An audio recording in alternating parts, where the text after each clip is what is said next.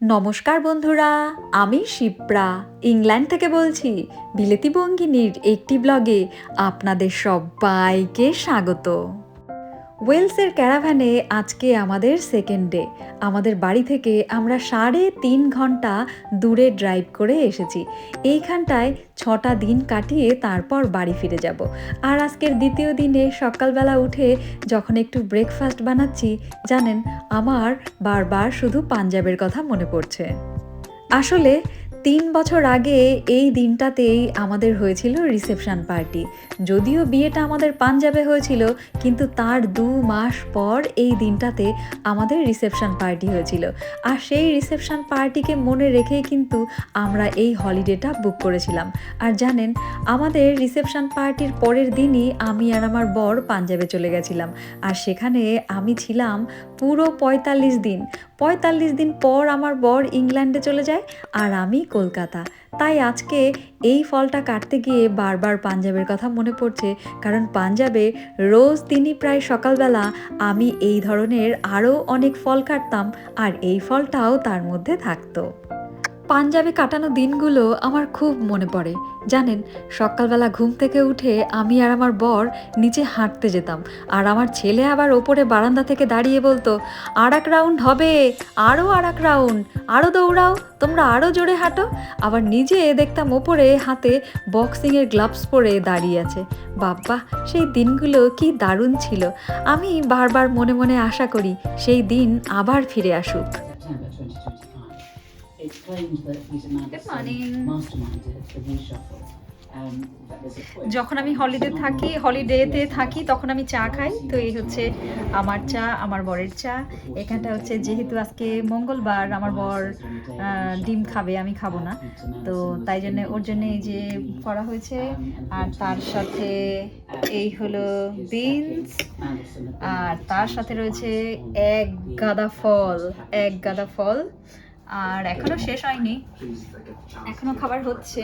আর এই হচ্ছে আমার খাবার, তবে এর থেকে 2টো হ্যাশ ব্রাউন আমি খাবো, আর 2টো হচ্ছে আমার বরের, আর ওখান থেকে ব্রেড আমি নেব। তো এই হচ্ছে আমাদের এখন সকালের ব্রেকফাস্ট। আর তারপরে আমরা এখন যাব হচ্ছে সামনেই এখানটা সেই নদীটা রয়েছে, নদী তো ওইটার পার বরাবর আমাদের একটা হাইকিংয়ের আজকে ইচ্ছে আছে। তো ব্রেকফাস্ট করে তারপর আমরা বেরোবো আপনাদেরকে নিয়ে। আমার বর পই করে মানা করেছিল, কিন্তু রীতিমতো একটা খণ্ডযুদ্ধ শেষ করে সোয়েটার না নিয়েই বাড়ি থেকে বেরিয়েছি। কিন্তু ওই যে ইংল্যান্ডের ওয়েদার বলে কথা, কখনো ওকে বিশ্বাস করতে হয়? হাফ রাস্তায় তাই বরের সোয়েটারই খুলে নিজে গায়ে দিয়ে নিয়েছি। সত্যি প্রচণ্ড ঠান্ডা হাওয়া। আমার আর কি দোষ বলুন, ইংল্যান্ডে তো রোদ্দুরই হয় না, তাই যেদিন রোদ্দুর হয় মনে হয় স্কিন মাংসপেশি ভেদ করে যেন হাড়ে গিয়ে পৌঁছায় রোদ্দুর। একটা সেমিট্রি, এই কবরখানা, আর তার পাশে দেখি কে জানে, ওই আর কি বিল্ডিং একটা। দাঁড়ান একটু উপরে উঠে দেখাই। আসবেন, ওয়েট আ মিনিট। এই হচ্ছে, হেঁটে এসে তো কষ্ট হয়ে গেছে। আর এই হচ্ছে সেমিট্রি, এই এত সুন্দর সেমিট্রি। আর এর সামনে না দেখুন, মানে পুরো স্বর্গ। কি দারুণ, সত্যিই স্বর্গ। এদিকে স্বর্গ, ওদিকেও স্বর্গ, দুপাশেই স্বর্গ। এই সুন্দর জায়গা। আমরা না একটু আগে এই যে এইটা, এখানে একটা বড় বাড়ি, এত সুন্দর বাড়ি, মেনটেন করা হয় না বাড়িটা, কিরকম খান্ডারা টাইপের পড়ে রয়েছে, আর ওই বাড়িটা বিক্রি হচ্ছে। তো আমার বর বলছে এরকম জায়গায় রিটায়ার করলে আমরা একদম পুরো মানে দারুণ হবে আর কি। তো আমরা কখনো ইংলিশ মুভিতে দেখি না যে এই মানে ভূত চলে এলো, ওনাটা ভৌতিক ব্যাপার। মানে এইখানটা যেহেতু কবরখানা, আর তার পাশেই আবার হচ্ছে ওখানটায় বাড়ি, ওরম বাড়িতে ওরম ইনসিডেন্ট মানে মাইন্ডে যেরকম আসে আর কি। জানি না কি ভাট বকছি, বাট এরকম আসছিল আমার মাইন্ডে যে আমার বর যদি ওখানে মানে এরকম জায়গায় আমরা যদি রিটায়ার করি, তাহলে আর পাশে যদি এরকম সেমিট্রি থাকে, কিছু হয়ে যেতে পারে আমাদের সাথে। কিন্তু অপূর্ব সুন্দর, সত্যিই সুন্দর। এক্ষুনি যে রেল পাট্রিটা পেরিয়ে এলাম না, ওই দেখুন একদম এই যে ঢালাও মতন নেমে গেছে ওইখানটাতেই কিন্তু একটা ট্রেন যাচ্ছিল, কিন্তু আপনাদেরকে দেখাতে পারলাম না। আর দেখুন কি দারুণ সুন্দর না, যারা জানলাতে সিট পায় তারা ভাবুন কি দারুণ সিনারি দেখতে পায়। এরম ওই দিকটাতে জল আর এই দিকটাতে পাহাড়, আর তারা যাচ্ছে মাঝখানে ট্রেনে বসে। আহ, কি অপরূপ সৌন্দর্য। আর ওই যে দূরে দেখতে পাচ্ছেন ওইখানটায় না বালি আছে, কেমন চিকচিক চিকচিক করছে, আসলে ক্যামেরাতে ঠিক সেইভাবে ধরা পড়ছে না। আর আমরা এখন এই রাস্তা বরাবর নেমে যাব। আর আজকের ব্লগে কিন্তু আমি বেশি কথা বলবো না, আমার মনে হয় এই ধরনের ব্লগগুলো একদম ন্যাচারালি যেরম তুলেছি সেরমই আপনাদের সামনে থাক। Y'all good? Good, right?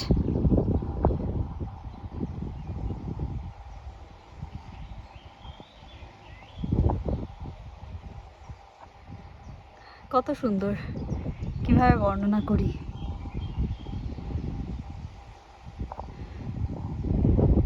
এই যে রেল লাইন, ওই যে পাতানো রেল লাইন কিন্তু।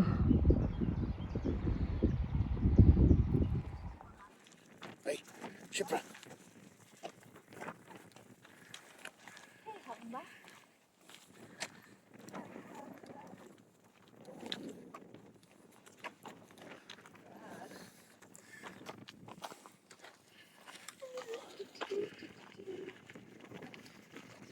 Shipra.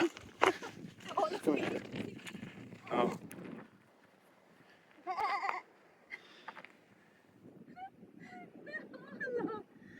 Looking at me. Come on.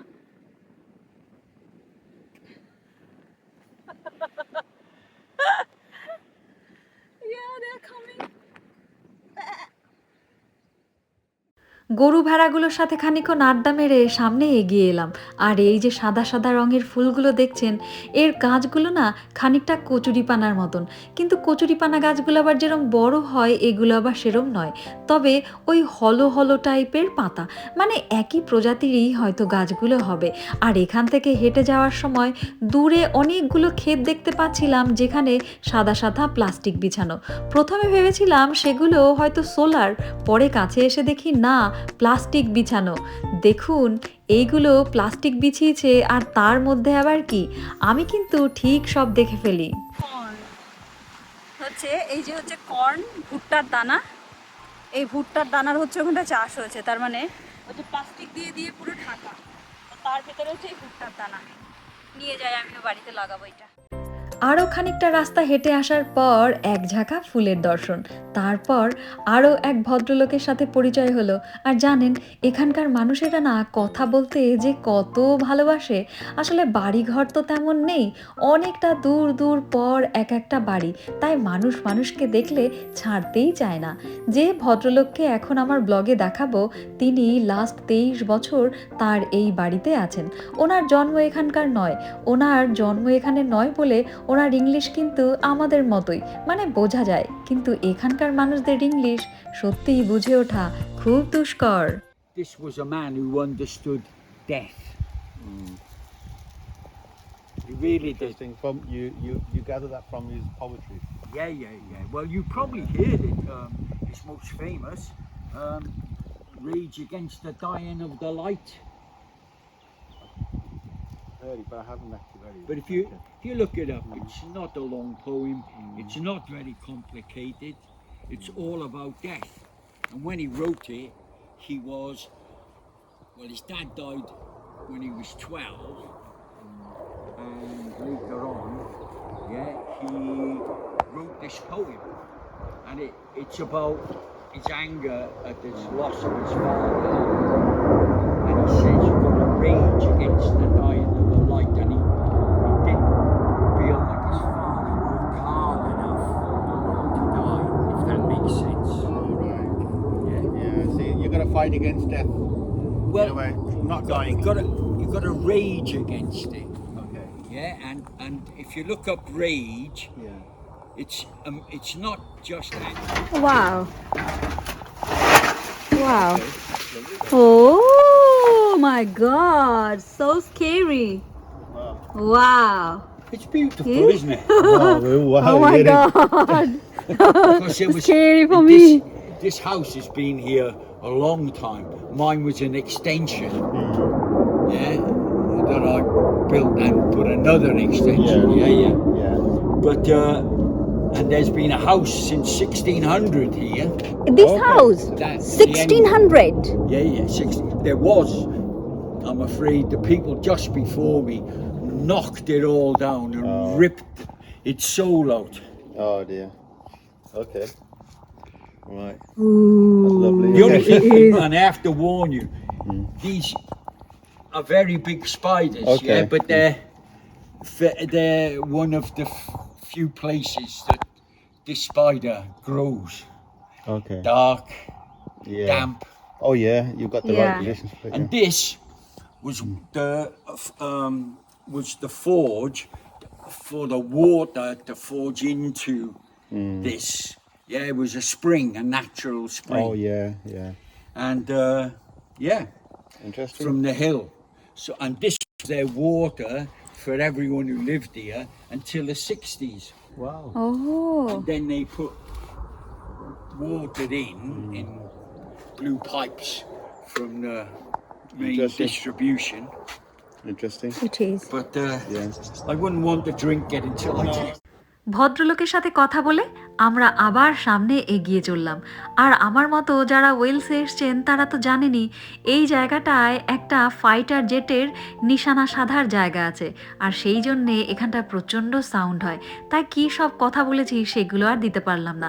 তবে আপনারা দেখে বুঝতেই পারছেন যে সামনে সর্ষে গাছ দেখে বাঙালি আর চুরির সেই হাত কচকচানি সেটা আর থামাতে পারিনি। তাই সর্ষের ফুলগুলো দেখেই লাফ দিয়ে টপকে পড়েছি এই ক্ষেতটাতে। আর দেখুন গাছটা মুড়ে যত ফুল পেয়েছি সবই আমার পকেটে চলে যাচ্ছে, আর ভাবছি আজকে বিকেলে এটা দিয়েই আমাদের একটা দারুণ ডিশ হয়ে যাবে। আবার সামনে এগোতে শুরু করলাম, আর এখানের রাস্তা কিন্তু একদম ন্যারো। তবে এই সব রাস্তাঘাটে কিন্তু কোনো সাপকোপ নেই, মানে ওইটাই যায় একটা ভরসা। আমি যতবার এরম রাস্তা দিয়ে হাঁটি আর ভাবি হয়তো সাপ টাপ টপকাবে, কিন্তু সাপ দেখতে পাই না। তবে হ্যাঁ, অন্য পশু পাখি আসতে পারে, আর তার মধ্যে বেড়াল সবচেয়ে বেশি দেখা যায়।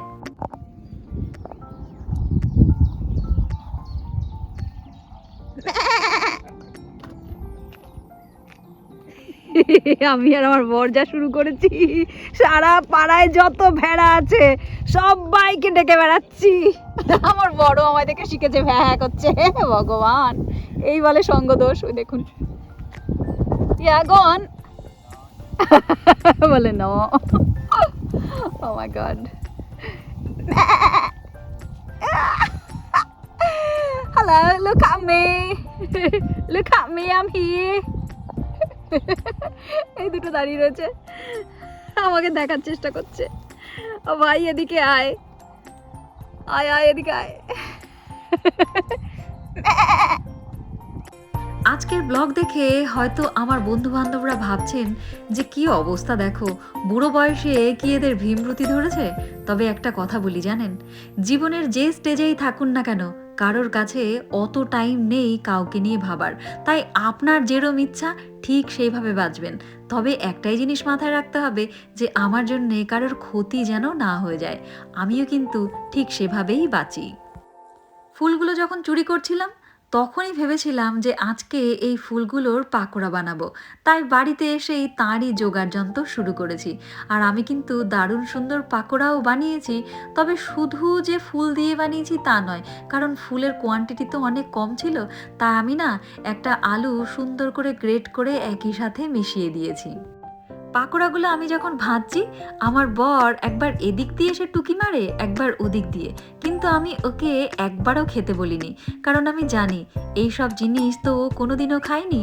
আর ওর বাড়ি থেকে অনেকবার একটা কথা বলা হয়েছে যে আমি বাঙালি, আমি জাদুটোনা করি, আমি গাছপালা সম্পর্কে অনেক কিছু জানি, তো আমি ওর খারাপ করে দিতে পারি। এই সব ধারণা যদি ওর মনের মধ্যে থেকে থাকে, তাই ওর আননোন কোনো জিনিসই আমি ওকে কখনোই রিকোয়েস্ট করি না খেতে। তাই আজকেও এই জিনিসটাও আমি ওকে খেতে বললাম না। তবুও পাকোড়া ভাজার পর ও আমাকে বলছে আমি কি খাবো?